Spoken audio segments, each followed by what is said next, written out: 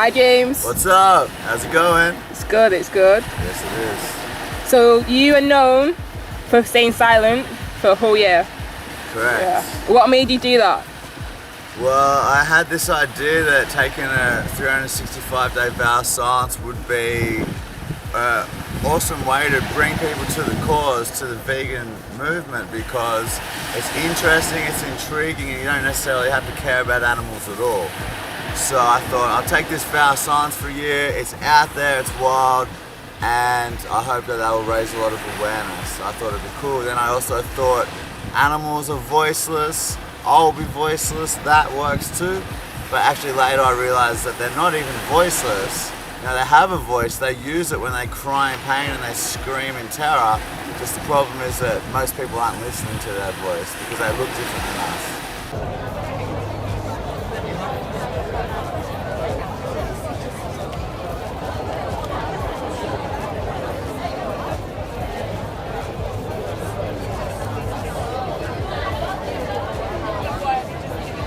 How do we get people to listen? Like, did people listen to you when you was voiceless? They did actually, surprisingly. Every person I came into contact with wanted to know, why aren't you speaking?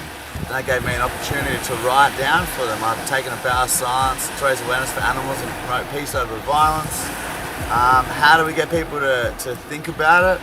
I think the best way is to scratch out all of the objections and the myths and the lies that people believe. Because people believe that we can love some animals like dogs and dolphins and whales and then kill and eat other ones like pigs and cows and chickens and fish and not see that that doesn't really make sense. It's not consistent to be against animal cruelty to some animals but not others. And I think we need to teach people that if you love animals, which almost everyone does, then you can't pay people to mutilate and torture and kill them for you, because that's inconsistent too. And I think just by making these simple connections, if you love them, you can't kill and eat them, and helping people do that, and then also teaching people that, you know, a lot of people don't believe it's healthy. I didn't believe that you could be a healthy vegan, and just show them, you know, the world record holding strongman's vegan, the world record holding ultra marathoner's vegan, Mr. Universe is a vegan. There's so many thriving vegans out there, and you know, the largest study ever conducted between the relationship of health and nutrition stated that the optimal diet for the human body is a whole foods vegan diet, reducing a chance of all kinds of diseases. So there's a lot of myths that people believe. How do we get people to listen? We show them that what they think they know is not real, it's not true. We teach them that what they've been told is a lie. And when they're out of objections, you know, then it makes sense. When they've got no more lies that they believe and the truth's being told to them, the only thing that makes sense is veganism. Because right now people think that veganism is extreme, but since when did not wanting to harm and kill animals become extreme? What's extreme is the way that most of us are living, and the way that I was living for 26 years, and it's extremely violent and cruel and extremely unnecessary. So we just need to teach people the truth, and we've got the truth in our favour. Just wanted to say a massive thank you to everyone who's been sending that my way. It's so good to be talking again. So much easier. Oh my god. I'm loving it. A lot of people, when they go vegan, they think their family and friends are going to go vegan. So like, oh, I'll tell them to watch Earthlings and I'll tell them, you know, this information, what you've just given them. Yeah. But then they're like, oh, I don't want to know. Right? Oh yeah. So, you know, how do we actually get them to, you know, read the books, watch the videos, you know, and just listen to the facts? Sure, well I think there's a lot of different ways. Some people are inspired by the health argument and how beneficial it can be to cut animal products from our diet. Some people love food and you can inspire them with the delicious vegan food, the burgers and the curries and the nice cream and the chocolate and the cake and whatever. Some people are inspired by the ethical argument in favour of animals, and you can get to them that way. Some people are inspired by the environmental argument because animal agriculture is a leading cause of deforestation, species extinction, habitat loss, ocean dead zones, greenhouse gas emissions. So different people are interested in different things. And we've got the vegan argument is in favour of all of those things. If you want a better world, if you want more peace, if you want more health, if you want delicious food, vegan has got you covered. I think we got to find out what people are passionate about, help them with that. You know, talk about it in words that they're going to resonate with. And also just by describing it in the same way that we made the connection. Because there's nothing special about any vegan. You know, we're all just normal people. We're not specific religion. We don't love tofu necessarily. We don't even love animals necessarily. Not necessarily highly intellectual or, I mean, anything like that. We only agree with one thing, that causing unnecessary harm to animals is wrong. And I think about 99% of people would agree with that. So just by teaching people that you have this belief already, I don't need to tell you that you should be against animal abuse. Everyone already is. All we need to teach people is that the way that they're living is so far out of alignment with that. It's running in the opposite direction. And to show them that, you know, this is important to us. We hate animal abuse. If we see it happen, we are over it. Like, we do something. It's so upsetting for us to see it. That's why people don't want to watch the documentaries and the movies. And by showing people, you care about this already, but you're not living anywhere near in alignment with it. But you can, and it's so easy to be vegan. And not only is it good for the animals and the planet, and the food's good and all that, but the benefits for ourselves, you know, we feel, when we live in alignment with our core values of peace and justice and respect for others, we feel more peace, we feel more compassionate to others, more understanding, more happiness, more joy, more confidence, more love, increased health. So many benefits for us too. There's so many reasons to be vegan. There's so many ways that people will be inspired to be vegan. Find out what resonates with them and just see it. I see it like this big puzzle. A person's got a puzzle. Some people have almost no pieces put in there and believe all the lies, all the myths, think the food's nothing more than tofu and lettuce. And then some people only need a little nudge and just to be told one thing, that humane slaughter is the biggest oxymoron in the human language, that there's no humane way to kill someone to live who wants to live. And there's no humane way to kill someone who wants to live. And just by that last piece fitting in, they go, boom, oh my God, veganism makes so much sense. So find out where they're at, ask them, what's stopping you from becoming vegan? What is it? And then help them along their way and help them raise their own awareness of what's happening and how good it can be, how good it is when they transition to become vegan. It's the best thing for ourselves, for the planet, and for our health. And the way to do this is to become vegan. I saw a YouTube video of you giving a talk to protesters who were protesting about can hunting. So where the lions were being like bred and then they're just being shot. Yeah.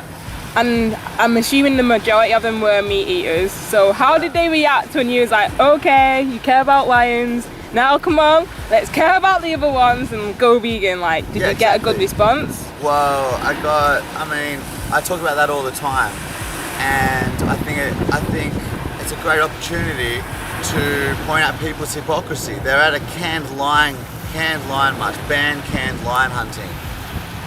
And I said in that talk, that one that you watched, I said, okay, no one here's a canned lion hunter, great. And probably no one we're going to see in that whole march is going to be a canned lion hunter. But what about your own life? What are you contributing to in your own life?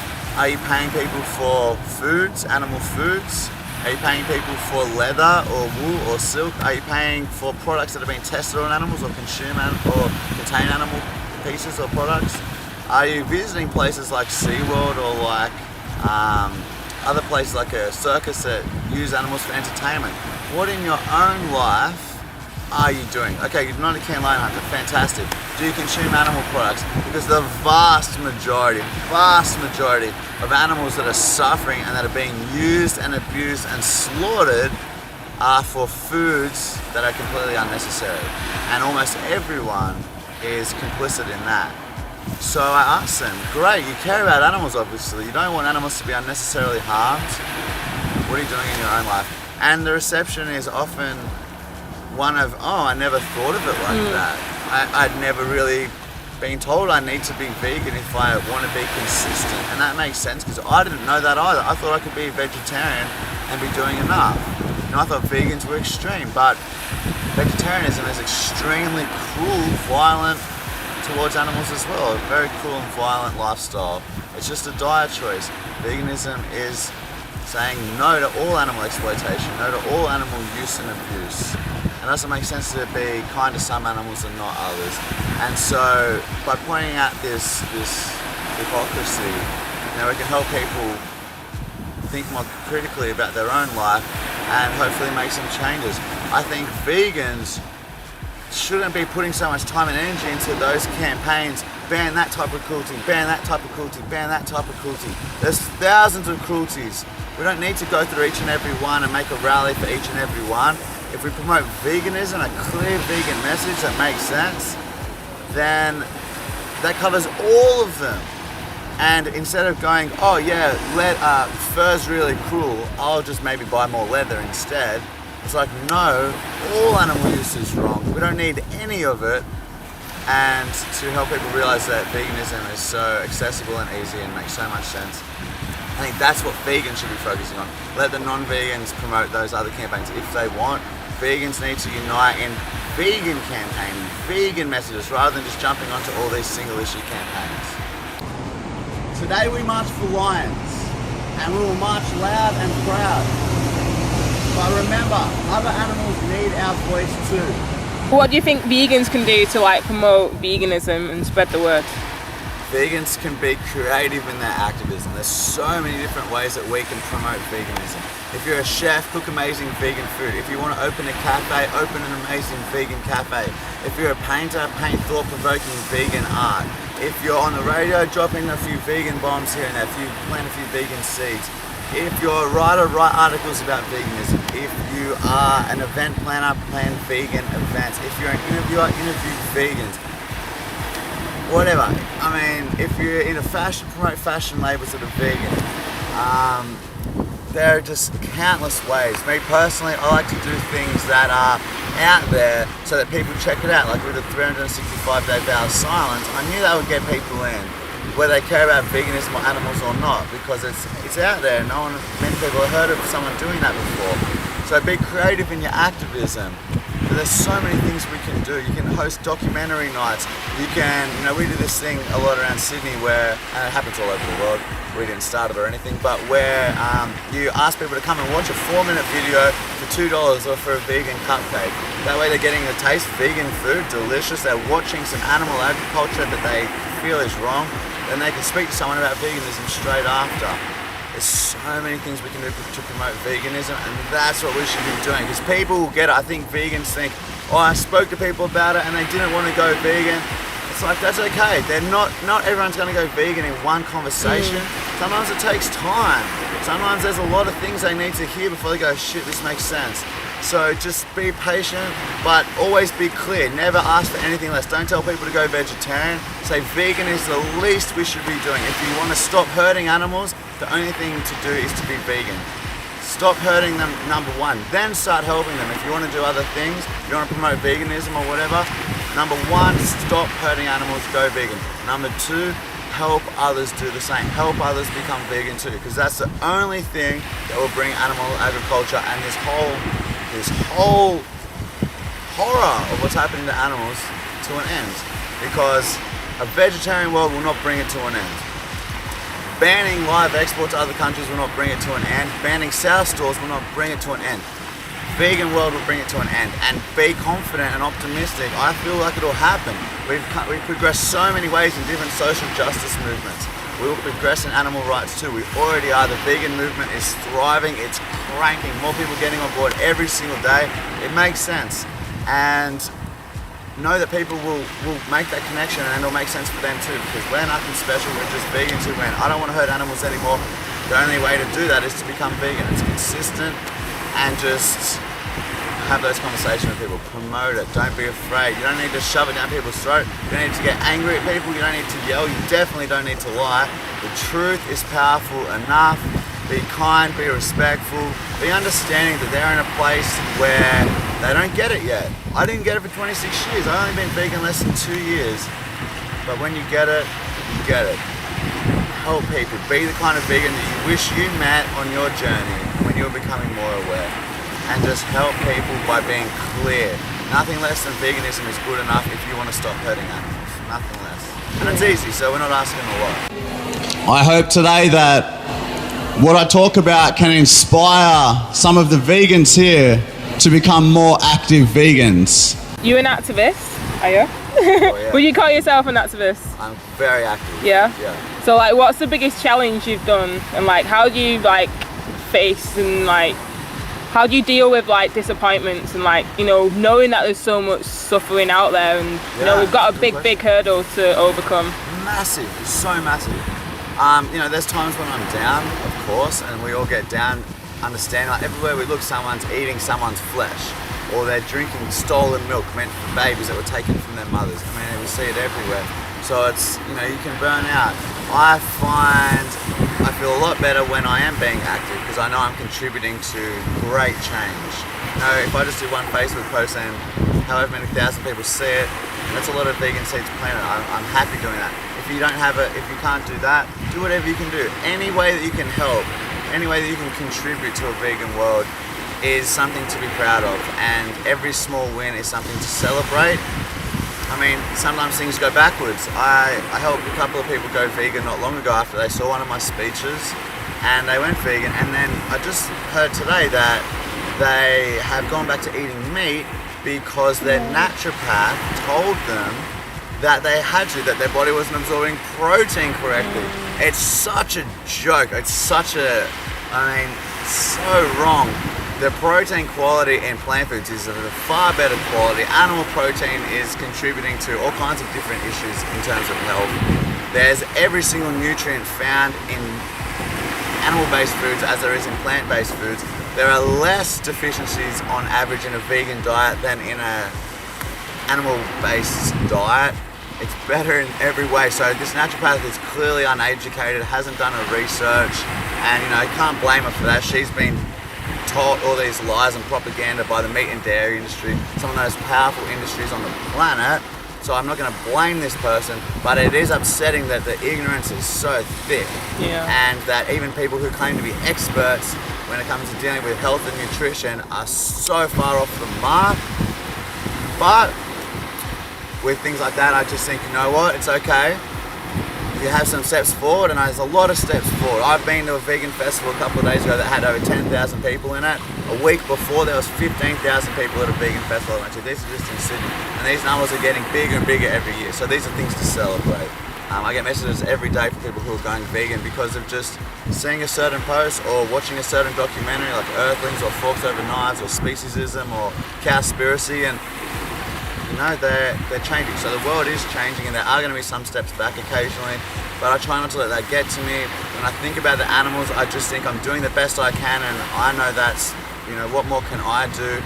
I'm trying to inspire others all day, every day, and it's that helpless feeling that I think is the worst for vegan activists. They feel helpless and they feel overwhelmed. Just do what you can do, and you know, not everyone can go out and do speeches all over the country or take a 365-day vow of silence. I could because I don't have family commitments. I don't have a mortgage commitment, and I don't have a job that needs me there all the time. So I can do that stuff. Not everyone can do that, but don't feel bad. You have to live in this world. Do whatever you can do to contribute to making this world a kinder, more peaceful place, to making this a vegan world, and just try to find comfort in the fact that you are on the right side of justice.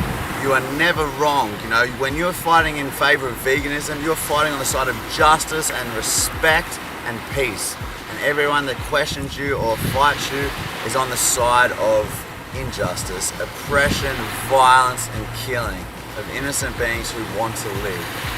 So just remember that you're on the side of justice. Change is happening. There's a long way to go, sure, but we're moving in the right direction, and I really don't believe that this injustice will last forever. And I hope for the people that are here who are not yet vegan, I hope you'll understand why vegans are so passionate, and at the very least, I hope what I say today will inspire you to look further into veganism. Where do you think the myths are coming from? Like, because there was a report from The Who, like actually stating that, you know, eating meat is gonna cause you cancer.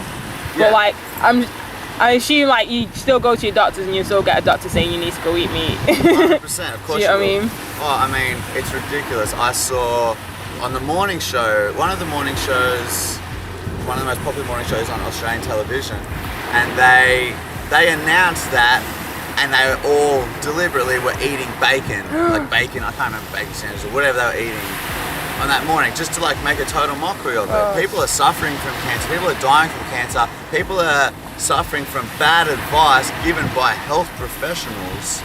It's really not something to joke about when there's so much suffering. I mean, cancer is one of the biggest killers, and they estimate they could drop cancer rates by 70% if people adopted a vegan diet, a whole foods, plant-based diet. I mean, we could stop so much suffering, not just for animals, but for humans as well. And where does all this propaganda come from?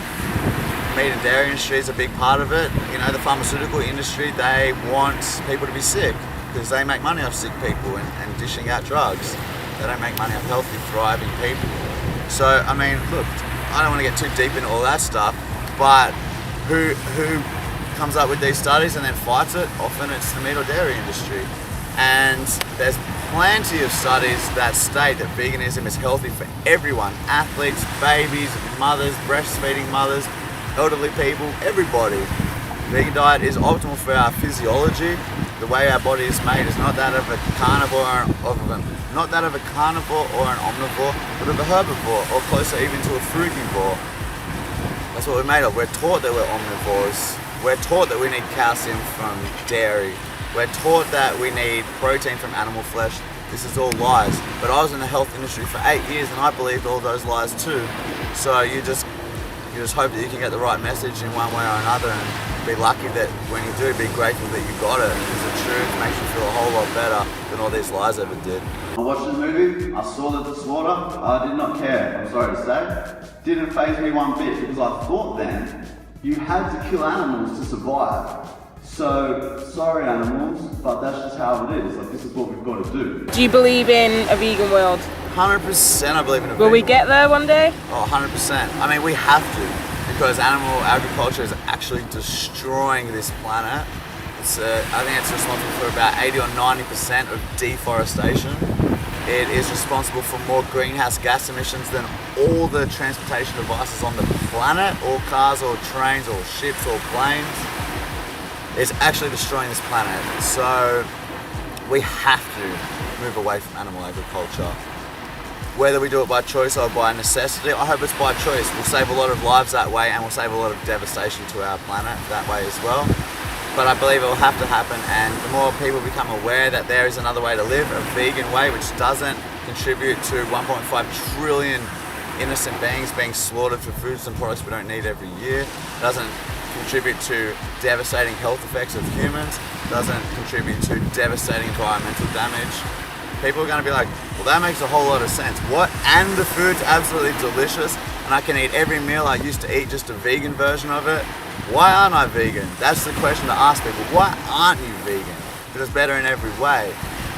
I believe 100% that will spread. It already is spreading, and it'll get to a point where the vegan movement is taken very seriously, and killing animals will be something that is, I mean, it's already frowned upon when we kill a dog in our country, and in India it's very frowned upon when you kill a cow. I think they'll get to a point, and I hope soon, where people understand, just like vegans understand now, that whether you're killing a cow or a dog or a sheep or a pig or a fish, all their lives matter. They all wanted to live, and none of them deserve to be killed when we don't need to kill them at all. So I 100% believe in the vegan world, yes. Yeah. But on the second time, through the research and seeing all this cruelty, I thought, whoa, why are we doing this when we don't have to? Does a vegan world mean we care for animals and humans? Because a lot of vegans, well, there's an assumption that vegans just care about animals. Well, yeah. So are vegans meant to care about humans as well? Well, vegans don't contribute to the unnecessary exploitation of animals, and that humans are animals too. You know, we shouldn't be harming humans to save animals, and we shouldn't be harming animals to save humans. You know, we should be looking after each other. We all deserve respect. We all deserve to be looked after, and to not be the property of someone else, to not be someone else's, used as someone else's machine, egg-laying machine or flesh-producing machine. And then in terms of humans, I mean, we have a long way to come with human rights in a lot of ways in a lot of places in this world as well. It's all important, but the difference is that a lot of the stuff happening to humans, a lot of us don't have any contribution to that. We can go out of our way to help, 100%, and we can do something about it, yes. But am I directly responsible for those things that are happening? No. Are most people directly responsible for the injustices that are happening to humans? No. But when it comes to non-human animals, when it comes to pigs and cows and chickens and fish, it is up to us. It is our responsibility. It is because of our choices. We make a choice 3 times a day with our food. What are we going to eat? Or who are we going to eat? Are we going to choose foods of kindness and respect to animals, or foods of oppression and violence towards animals? This is because of us, and it will only end when our choices change. Gandhi said, be the change you wish to see in the world. We have to be the change. It has to be because of our choices, not tell someone else make a vegan world and we don't go vegan. Not tell someone else to stop animal cruelty and we still contribute to it by our choices. That makes no sense. When it comes to the vegan world and when it comes to what's happening to animals, it is on us. 100% solely lies on us. Creating the demand, which in turn brings the supply, or not creating that demand for animal products, for animal violence and killing. That's on us. So first and foremost, we can look at our own lives and make those changes, which is very easy to do. And one person does make a difference. And together, we change the world. And that's how it's done. I think it helps a lot to remember that we weren't always vegan, and it's not about being high and mighty or about talking down to people. It's about trying to lift people up. There's a lot more females than males who are vegan. Why do you think that is? And how can we encourage males to go vegan? That is a great question. I don't know. In a lot of ways, sometimes women are more brave, I think. Well, they're doing it. How do I say this? Men have this stereotype around, we have to be manly, we have to eat meat like a caveman or something. And it's seen as being manly to eat meat. What is manly about rocking up to the supermarket and buying meat and then cooking it and eating it? How does that make you manly? It's ridiculous. How does hunting make you manly? How does hunting an animal that has no chance against you, that often doesn't even see it coming, and you're using this big weapon like a gun or a bow and arrow, how does killing that vulnerable animal make you manly? That is so cowardly. That's one of the most cowardly things I can imagine. What I would say is manly, I would just describe it as someone who stands up for what they believe in, someone who isn't afraid to do what's right, someone who stands up for the vulnerable. And that is all vegan qualities. You're going against the grain, you're standing out and saying, this is wrong and I'm not a part of it anymore, and I don't care if all of you are still a part of it. I'm not doing that, and I'm standing up for the vulnerable victims of these choices because they can't do it themselves. I'm standing up for them, being a voice for them because they can't do it themselves. That is what the way that manly is described. That is manly qualities. They are qualities of a leader. They are qualities of someone with good integrity. They are qualities of someone who is not afraid to be a good person because of what someone else might think. Being vegan has all those qualities, and consuming animal products, preying on innocent and vulnerable victims, that is not manly. Doing what everyone else is doing because you're afraid that you'll be called out for your choice to be different, that is not a manly quality either. They are qualities that come from fear. And I think that's why a lot of men aren't vegan, because they're afraid that they're not going to look manly. Compassion is a very attractive thing, and I think a lot of men are afraid, I don't want to look like a wuss or whatever. People are attracted by compassionate people. That's an attractive quality. People people are attracted by leaders. That's an attractive quality too. And I guess as well, perhaps, I mean, this might be a generalization, but I think personally in my own experience that women are more sensitive to the suffering of others, and they're perhaps more caring in a lot of ways, and they see it and it affects them more powerfully. I guess that's just my experience with both sides, and you know, I had no issue watching animal cruelty before. Now I understand that animals are a someone and it affects me more greatly, but I think women generally can see that suffering and empathise with it more. They're more sensitive to it. I'm not sure, but that's just what it seems to be a trend, and where men are a bit more apathetic to it, whatever. So perhaps that's some of the reasons why. Do you think we could like help break down the stereotypes of what it is to be a man? That would be a great start. Although, I mean, manly attributes, you know, aren't exclusive to men. And I think what we could go further and describe attributes that people should strive towards, whether man or woman, and we could break it down that way and go, these are what they are, if you want to be a good person in general. And I think even though, like, if you do want to be this manly vegan, I mean, the world record holding strongman is a vegan. Mr. Universe, his muscles for days, is vegan. Hunters have gone vegan. Cattle ranchers have gone vegan. It's not a specific type of man. It's not a sissy man, or it's not an animal-loving man necessarily that goes vegan. I went vegan for justice. Not because I love animals. I didn't love animals when I went vegan. I just wanted justice and be on the right side of justice. And yeah, they're all just noble qualities. And to help them be better and do better and live in alignment with their beliefs by changing their actions. Why did you become vegan? I was told by someone that eating animals is bad karma, and I thought, well, I don't want bad karma for myself, so perhaps there's something to that. I really respected this person, and I looked at the health benefits because I had always thought that there's no such thing as a healthy vegetarian. When I looked into it, being in the health industry, I was blown away by all the health benefits. You know, reducing your chances of getting heart disease, cancer, obesity, osteoporosis, diabetes. There's so many diseases that can be reduced, prevented, and even reversed by consuming a whole foods plant-based diet or a vegan diet. And so I was intrigued by it, and I became vegetarian for health. And then I learned what happens to animals, and I became vegetarian for animals. I thought, okay, I never really cared about animals before at all.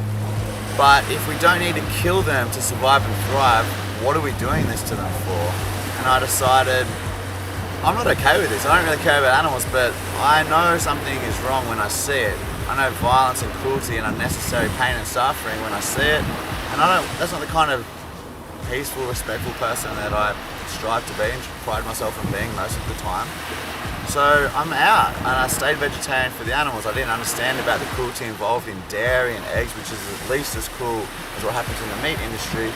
And when I did learn that it's not just about being vegetarian, I mean, it's about all the ways that animals are used by humans and exploited. And I decided, well, to live in consistency with my stance that animal cruelty and animal use is wrong, then I need to become vegan.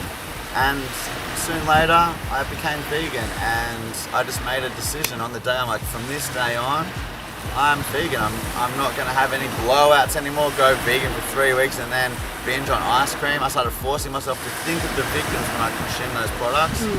And then I decided, you know what, I don't want this product of violence inside of me anymore, creating my body. I don't want that anymore. I know the negative health effects of it. I don't want that in my body anymore. And I no longer want to consume this and contribute to this. And I'm going to go vegan from this day forward. And that's how I did. I just made a conscious decision from this day forward, no more animal products. So I just see it, and even if there was nothing else to eat, I'd have white rice. Even if there was nothing else, no other toothpaste to buy, I just wouldn't buy it till I'd find some toothpaste that was vegan. And I just do the best I can. You can't be perfect. We live in a world where harm is caused. You know, you walk on the grass, you're probably going to step on some ants. Does that mean you don't go for a walk on the grass? No, you do the best you can do. the roads, they have animal products in the actual roads. Does that mean you don't drive on the road? No, it's not practical. You do the best you can in a not yet vegan world. You be the best vegan you can be in a not yet vegan world, and you just do what you can do. Does that mean every now and then you eat some cheese or eat some ice cream? No, because you don't need to do that. There's no necessity with doing those things. Please think of the victims. Every single time you purchase or consume an animal product, there is a victim of that choice. And just please think of them when you are purchasing, if you are purchasing animal products. And if you're not and you want to transition to become vegan, there are so many websites and resources online to help you do it. HowDoIGoVegan.com, vegankit.com. You can go to my page, James Aspie Activism. I talk about vegan stuff all the time. There's lots of YouTubers like Emily from Bite Size Vegan on YouTube. She's fantastic. There's so much great stuff online, so check that out too. Yeah, that's great. So thank you, James. My pleasure. Thanks, Amanda. Thanks for coming. Cool.